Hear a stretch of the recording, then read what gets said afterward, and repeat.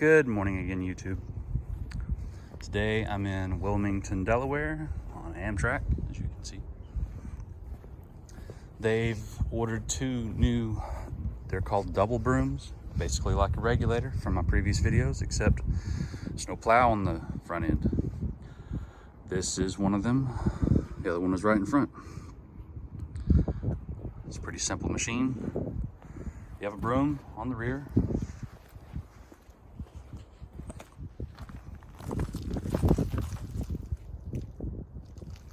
And on the front. Water tanks and sprayers. These are to suppress dust on really dry, hot areas.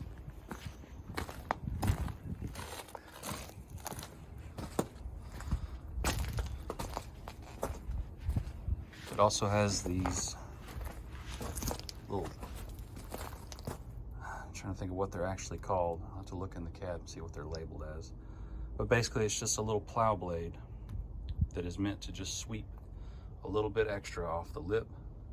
If you've seen in my previous videos, whenever you broom, it leaves a little lip past the edge of the tie, which you normally use your wing to knock down, but you don't have a wing, so you just have this one little blade. And that's all it does. These are not belt driven. These are chain driven. As you can see, they're not as wide as a belt driven. Same motor. I can't open this up because it is fluid filled. I'll let you see. But it is a sprocket inside right here, and another one down here, and just a long chain, and it's filled with fluid, and you take this little plug off and you fill it with fluid. I think they hold like 5 gallons. Down at the bottom is a little drain plug.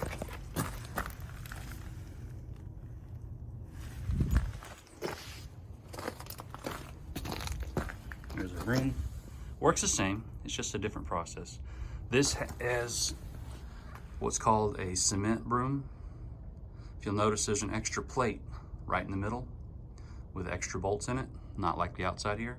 You loosen the bolts and you roll it around. And as you roll it around, when it gets to the bottom, they'll fall.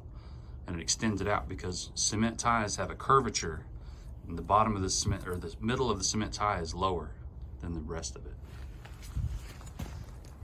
The other one, identical, same machine. Both using QSB 6.7 Cummins.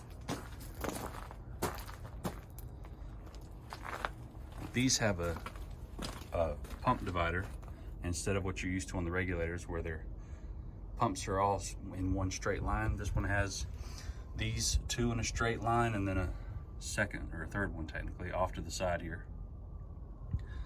And this is a gearbox. Takes gear oil.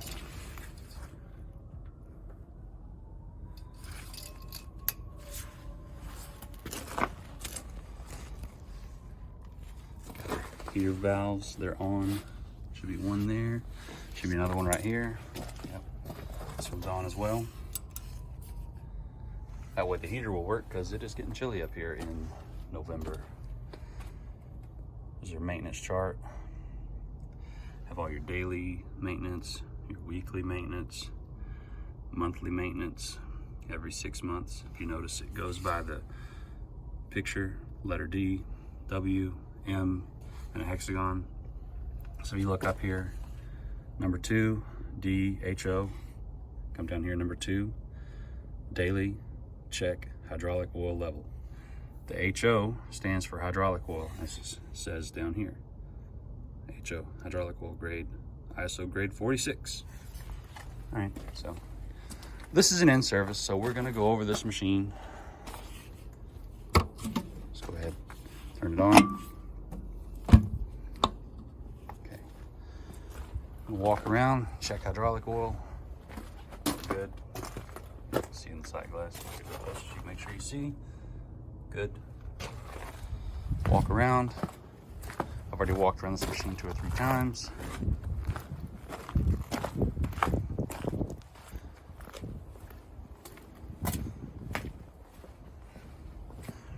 Come over here on this side. Reach in here and check the engine oil.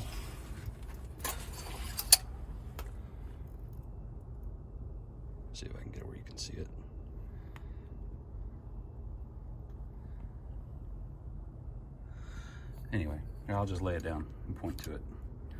I don't think it'll focus very well. There we go. As you can see, it is right here. So just at the very top of the full mark. I'll wipe it off. Stick it back in.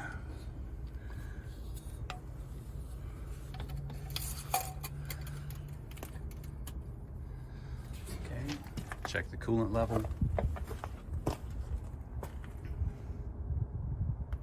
Has a sight glass, but I can't actually get over there to it. So if it's low, it'll tell us. Oh, they've zip tied the door shut. Let's see if we can get it open.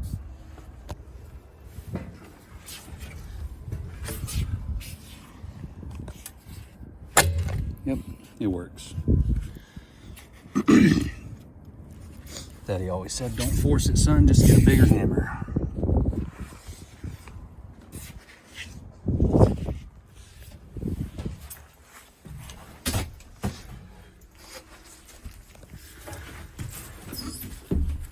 Okay. Ridge plow, that's what they're called. So let's start it up. You're gonna hear some loud buzzing, so loud noise warning. Oh, it actually still has air pressure, so it's fine. Pressurizers. What is that? Yeah, I guess pressurizers on. All right, starting the engine.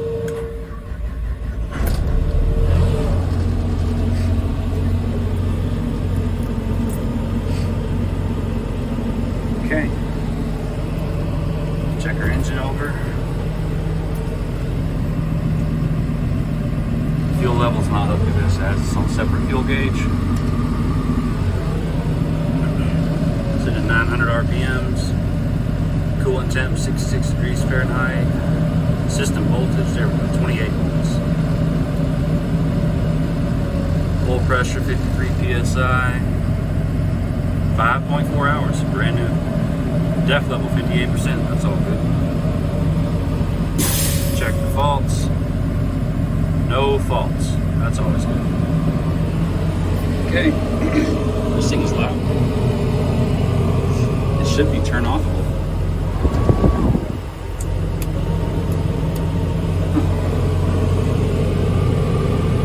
I don't see any controls for it. Alright, so we're gonna check speedometer. Oh, all of our filters. Green, engine hours. This says 8.5, but they don't start at the correct amount. Half tank fuel. Plenty of air pressure. No warning buzzers. Okay. I'm going to come down here. Check the horn. Works. Controls enabled. Lit up currently. Everything should be ready to work.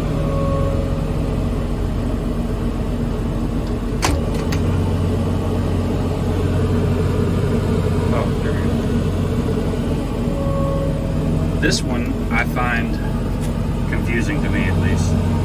So you have two separate joysticks for the transmission, and apparently first is down, down. First gear. Second gear would be up and down. So second gear. And then apparently the exact opposite for third gear. And then fourth. Snap back over there. Alright, so let's put that in neutral because I don't want to move and bump into the other machine. What we're going to do is test to make sure these things come on. Just going to have to listen. Okay, one broom on. Let's turn it off. Other broom. Oh no, wait, that's not the broom. That broom's over here. Isn't it? Where's the other broom? Where's the other broom?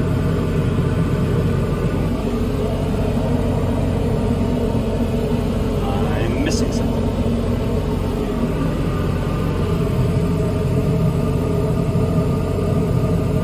What am I missing? Oh, here we go. Front broom on off. Alright, comes on. I guess it only spins in one direction. Good to know. Alright, let's start with the right hand ridge plow. Up. Let's go up.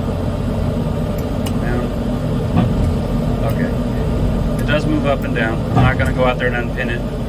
So we're just gonna move it up and leave it up. Front broom work. Front broom up, down. Let's go up, down. Okay, that works. Let's pick it up, unlock it, let it down. Make sure it all the way unpins so that it'll roll all the way down. It rolls past the pins, we're good. Pick it all the way back up. Lock it. Drop it on the pins. Good, okay. And deflector, which I'm not gonna move because it is actually hanging over the other machine. So somebody had to. The dust suppression I'm not gonna turn on because there's no water and I don't wanna burn up a pump. So we check this, this works. Left hand ridge, up, down. Okay, the rear broom up, down, moves up. Okay, right below it, we're gonna unlock rear broom down. Okay. It goes down. We're good. Lock it, drop it. This one I can pick the deflector up. Deflector rolls up.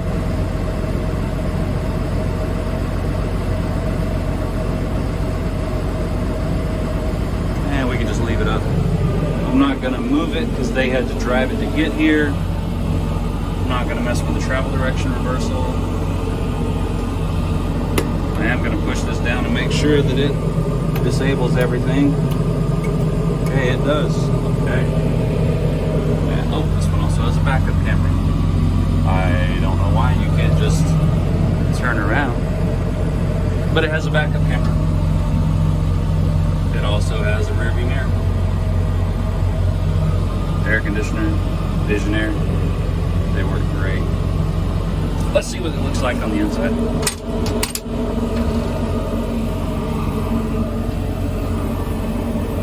Okay, you have your plugs running through, air lines, positive radio power. Ground, transmission cables,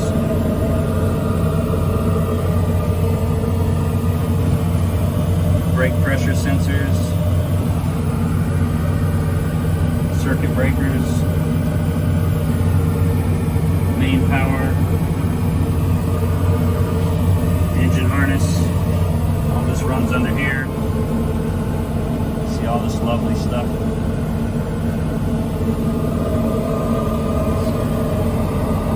Oh, it looks like they did not have the neutral safety switch for the transmission.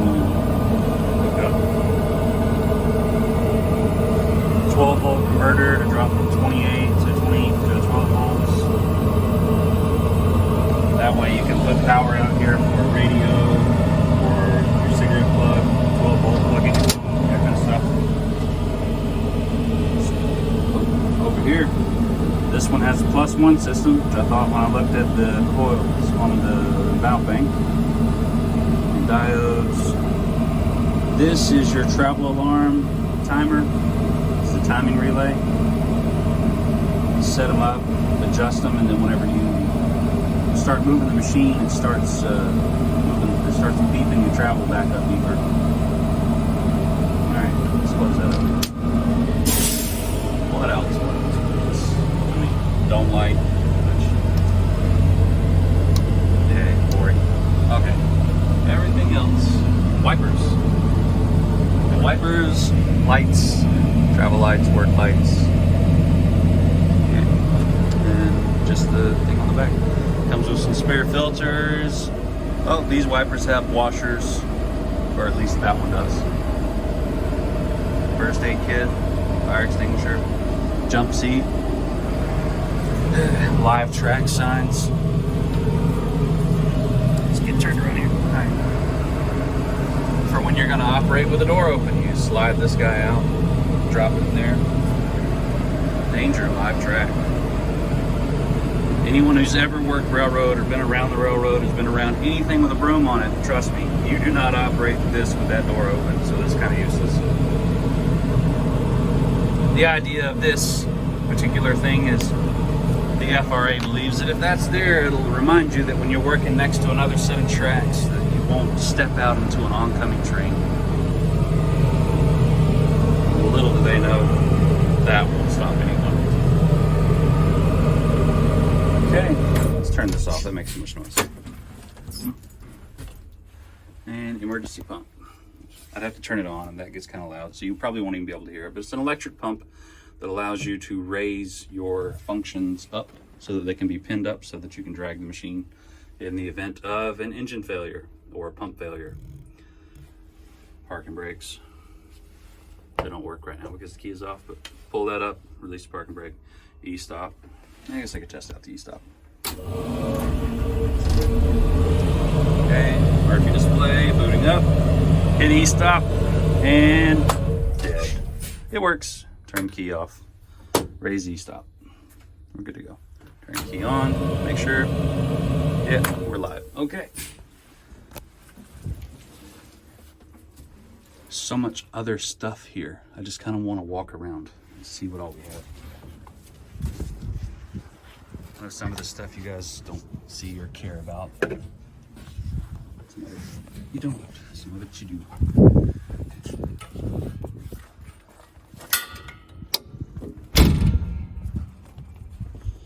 Alright, as with the regulators and shim plates, E-stops are out here in case someone has gotten out of the machine to pick up something. Silly, you should never do that. Turntable up and down. There's no cab tilt on this one because it's based on the same frame as an 860, so the cab is rigid. Okay, and that's it for the Knox double broom. Let's go see what else we got. Obviously we have these little Caterpillar mini excavators. Let's walk down here.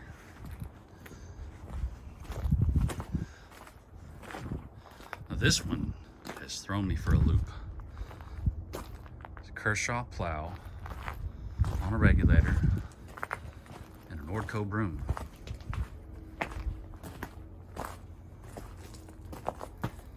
I mean, you got to make do with what you have, but still. I'm pretty sure this is a Kershaw cab and frame. Kershaw and Nordco look identical, so it's really hard to tell, but I'm pretty sure that's a... Actually, I'm not so sure anymore. That could be a Nordco, because it's got bigger windows. Kershaw's had slightly smaller windows. They also usually had an openable window. This is a rather low walkway. I think this actually is a Nordco frame. You know what? If anybody in the comment, if you're watching this video and you know or know how to tell the difference, let me know in the comments. I'd love to know. This is definitely a Nordco. This is a trip. Tie, replace something in, I don't remember what the I stands for. P stands for production.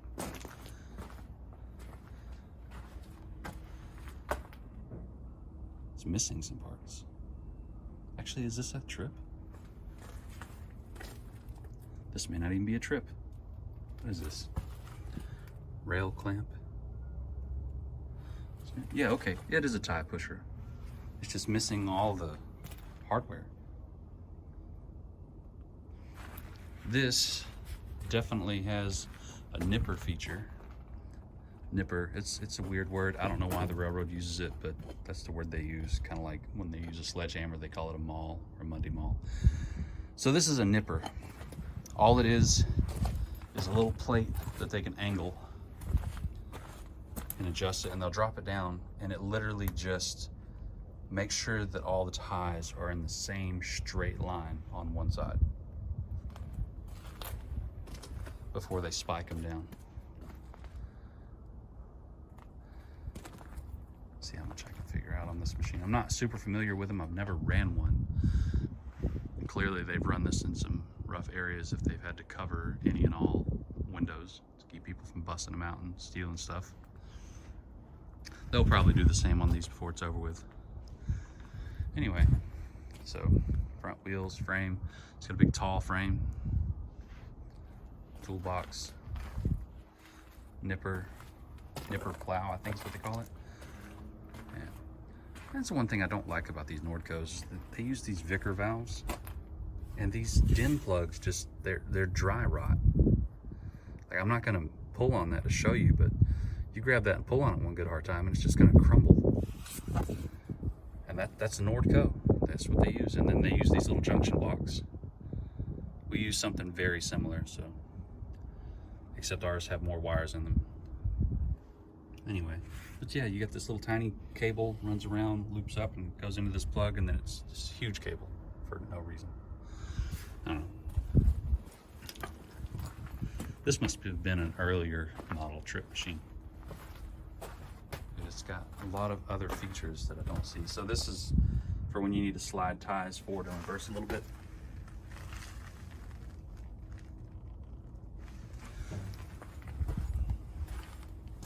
Rail clamp, help keep you from derailing the machine when you run over a really rough spot. There would be another set of rail clamps right up here that you would actually use. That's what all these little slide plates are for. You'd actually use this to raise the tracks to stuff ties under the rail. They don't always use that particular function. Okay, let's see, replenishment pump. This little hand pump you take, just like on our Knox Kershaw machines, you drop this hose into a bucket, you pump the pump and it sucks it out and puts it into the tank. Oh, a supplemental shunting device. I've never seen that. That is a really old technology. Huh. Makes the crossing gates work for this stuff, because most of these machines are technically insulated. Hey, well, these are just spare parts laying on the frame. It's not part of the machine. They go down here on this travel system. You have a propel motor that would be mounted right here, and then a chain and a sprocket. That's what these sprockets are off of there for. Yep. Hydraulic cooler off to the side, almost like it was an afterthought. I'm not going to plunder through their parts and stuff, but I think I can get inside the cab. We can look. Let's see. Oh, it's locked. Oh well.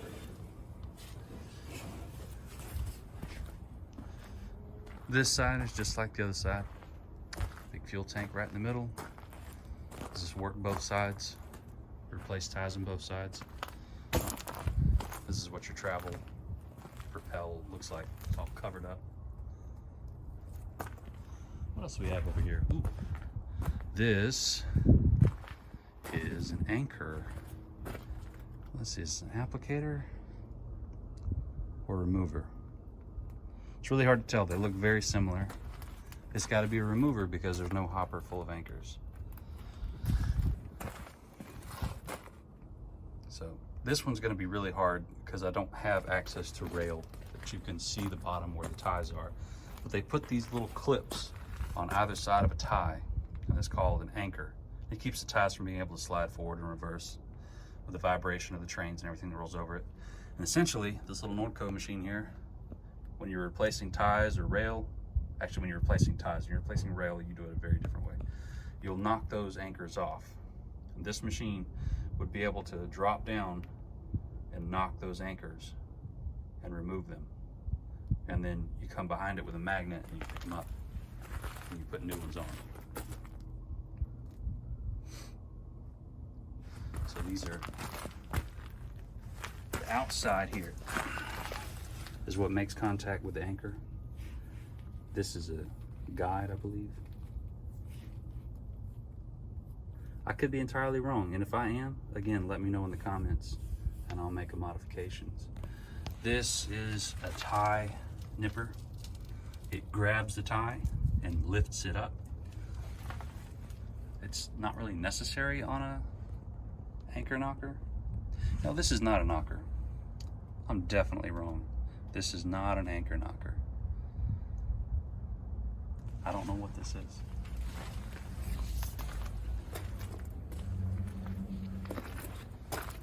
Must be an applicator. No? Squeezer maybe.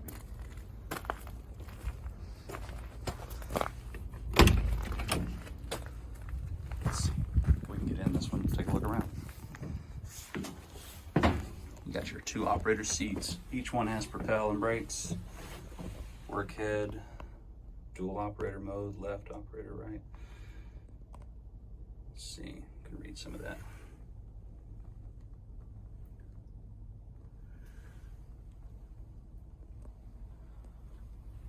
Here's all their controls.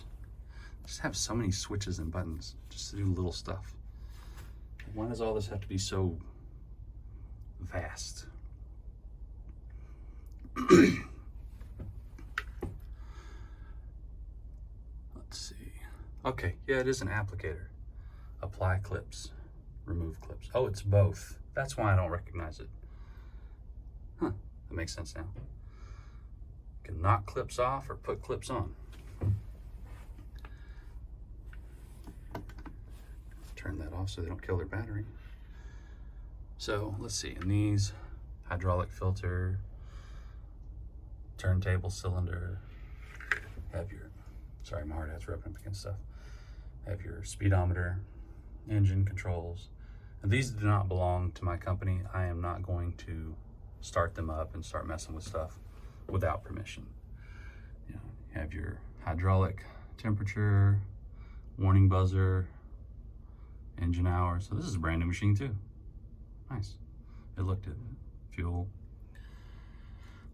Lock up engage, swing. So lock up engage is where when you flip this switch up, it's going to start raising all the parts up so they can get to the lock position, and then they should, you come down here and, well, no, actually it should be automatic. When they reach the top, that should apply to locks. Swing, you can adjust left or right. I know it sounds weird, but you actually do have to do that. Raise your work heads up and down. Apply clips, remove clips. Operator hand controls, left and right, or both. This one's set up in right. You put it in the middle for both. Travel pedals, center is off. Lock up engage left side. Heater fan, heated mirrors, lights, shut down override, ignition, warnings. Let's see, joint bar detection. Oh, okay. Engine plug for the harness.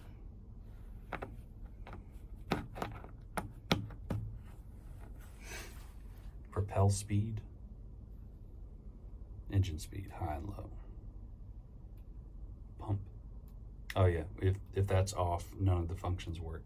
So it does the same thing as this, except it makes the pump actually bypass. We do something very similar on tie cranes and cribber adzers, which there is an older Kershaw cribber adzer here. Horn, travel, work, dead man, and service for your brakes. If it's a dead man, whenever you release propel, it automatically applies brakes, and service is when you're traveling. When you let off, it'll free roll. You have your backup camera on this one as well. Looks like a workhead camera down here. So anyway, you sit in this seat, you have one little controller. Your brake is uncovered so that you can hit it easily. Your propel is covered so you can't accidentally hit it, I guess. Stick your foot in, hit the pedals. And you have this joystick, which it feels like it picks up, but that's just because it swivels. So you just have up and down, and you have 2 triggers out here, and then the top one. And those will be to like drop it in place, set your squeezer or your knocker, and then do one or the other. It's a real simple machine, not a lot of moving parts. Does the job.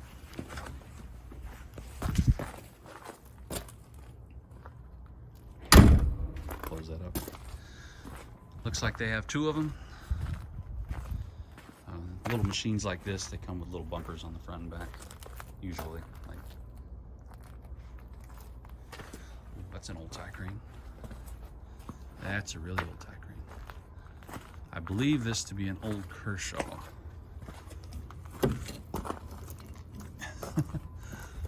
The door latch is broken off. I can't get in it. You can see in it. it looks a lot like ours. Because they didn't really change much on this. This one's just got a much larger cab. I think it actually has a back seat. See if I can get it to go. I can't see. Too much glare. Too much glare. But it has a back seat. There it is.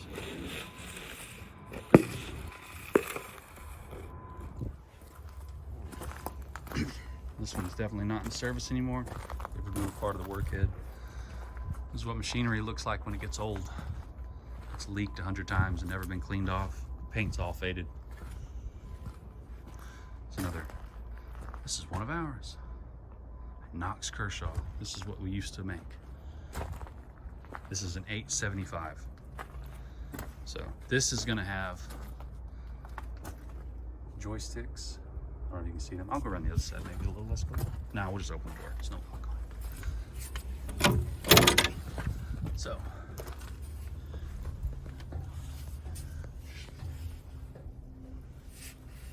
you have joysticks, you have all these old control systems. Let's see what we have here. Oh, you had this little stop in the floor to keep you from rolling the cab seat all the way around and ripping the cords out of the floor.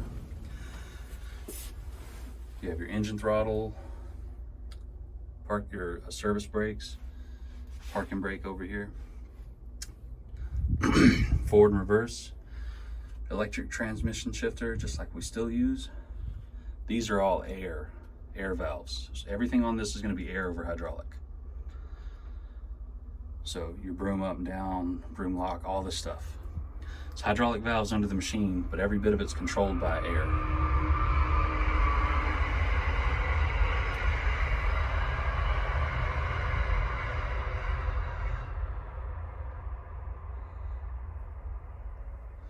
Oh man, they've updated and given it a backup camera in this too.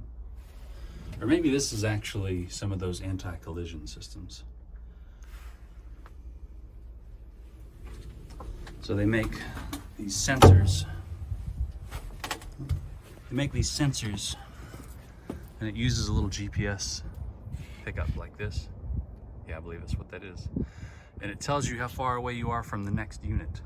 That one will have one on the top too. See it? All right.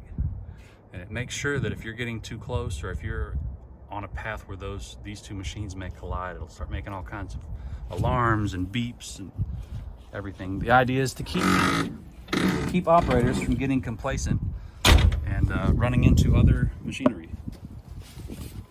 Okay, let's go off this one. These are little air cylinders on top of hydraulic valves. All this is air controlled hydraulic valve banks.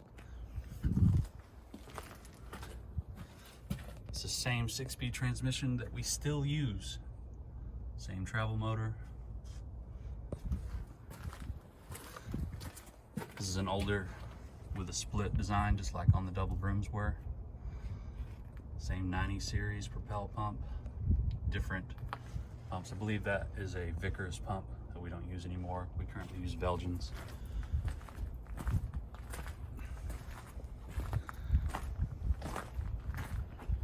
So this is the 875 model. It's been replaced by the 925 model. Does the same thing. This one is definitely older.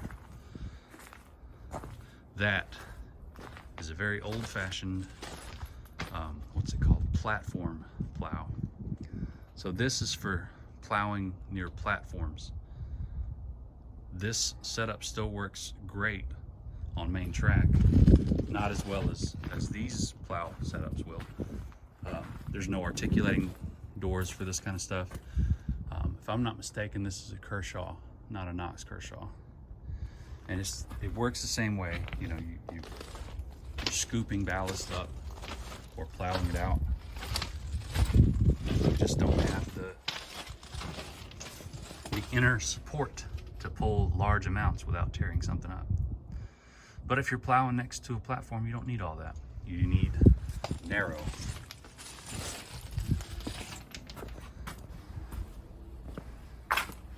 Ooh, switch undercutter. So this, as you can see, looks just like a normal excavator, because it is a normal excavator. It just has an extra pump set to drive this. This is a switch undercutter bar. And what you do is on these, you'll disconnect these hoses, and there's some more on the other side, and you'll disconnect this and set it off, and then you'll put the bucket on, and you'll come down and dig a hole on the side of the tracks as far down as you want next to a switch. And then when you've got a hole dug approximately 3 feet deep, maybe more, you'll take the bucket off and put this back on, and then you'll drop this in. Now this rotates right there. So when you drop this bar, it's called a cutter bar, you'll drop it in the hole you just dug, and then you'll take this bar and you'll work it under the tracks until it's straight out. And then you'll pull whichever direction this thing spins. If I'm not mistaken, you're gonna pull, not push. Yeah, you're gonna pull so that the machine is on the uncut, and this will pull all of everything, from all the ballast, the mud, the everything, except the ties and the rail. It'll leave all that there. It'll just pull it all out into this hole that you dug. And then you can come in and dump fresh ballast. And you'll have a good solid road bed under the tracks, not just on the tracks. And this little thing spins at a blurry speed, and it looks like a massive chainsaw. These are little carbide tips. They look sharp. These are in really good shape. This one's probably not been used much. They just loosen the chain. That way it doesn't rust tight. That's a good one. I'm definitely not gonna come around and play with this, because this will hurt somebody. This is a very dangerous piece of equipment. The ballast, the rocks, they fly. Sometimes the ties will turn loose from the rail and they'll fall down into the chain, and it'll just rip them to pieces. And then it does look like a big chainsaw. Just so much to this. This all looks dirty, but that's just chipped paint. And it's hard to keep paint on machines that do this. I mean, there's so much stuff throwing everywhere. I'm surprised they don't have anything over the operator's window. Normally that's covered so that it doesn't shatter. I guess there's safety glass, they don't shatter, but you know what I'm saying. Oh, a KBR 900, I haven't seen one of these, like, ever. So this is this slightly larger version of the 875. The 875 was replaced by the 875 was replaced by the 860. This is the 900. It was replaced by the 925.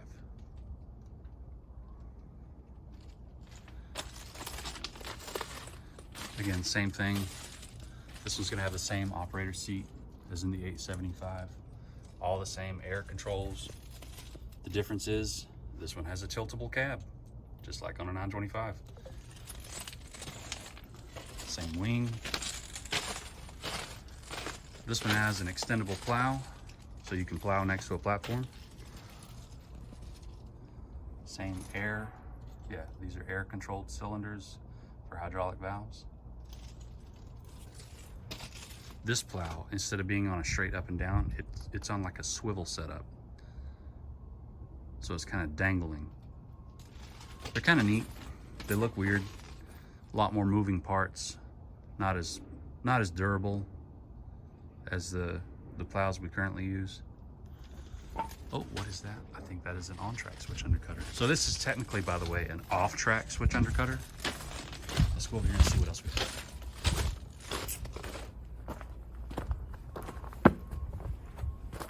Nope, that is not an on-track switch undercutter. I can see it better now.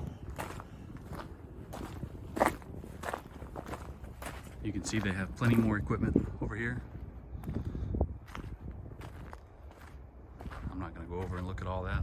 We'd be here all day. All right, so this is a ballast distribution machine. Okay, looks massive, and it really is very large, but essentially, it's two brooms in the middle, and they use these for different reasons.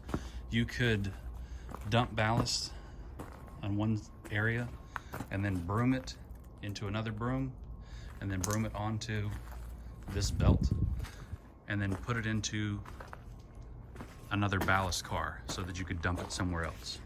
Or you could use it in a yard as a yard cleaner and literally just broom it into a gondola car and dispose of it. So it had a few different functions, but not many. It's a really big machine. Let's see if I can get in. Oh, yeah, that's not attached. This is the old Broom belt-driven system. Much narrower belt. This one's definitely out of adjustment. It's very loose.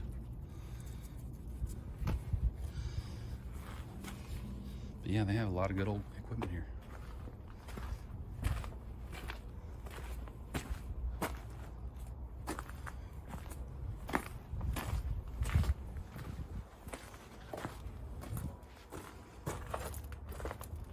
Oh wow. This one must have been a really good one because it even has a caterpillar. And they've done some recent work on this engine because none of it's rusty yet.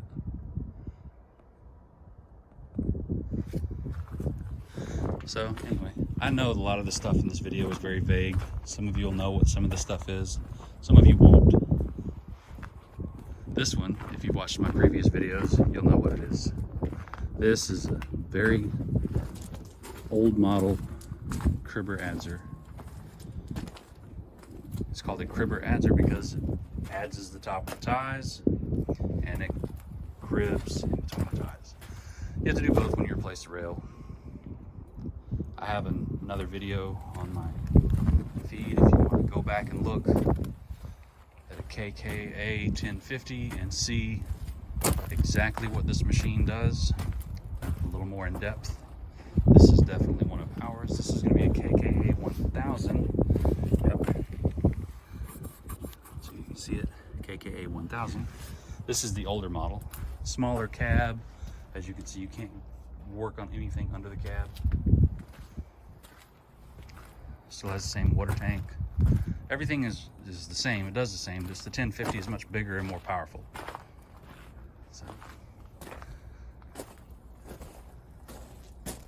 So yeah, anyway. Let's see if I can get a good video of cutter bits. I can't physically see under there, so you guys will have to tell me what they look like in the comments.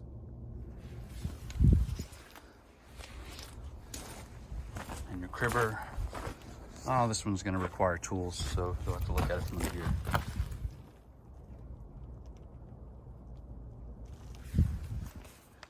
Well, sorry for the long video. I hope you enjoyed it as much as I enjoyed walking around and looking at all this old equipment. If you're still here, hopefully you liked the video. Let me know by clicking that like button. Subscribe for more videos in the future. And have yourself a safe day.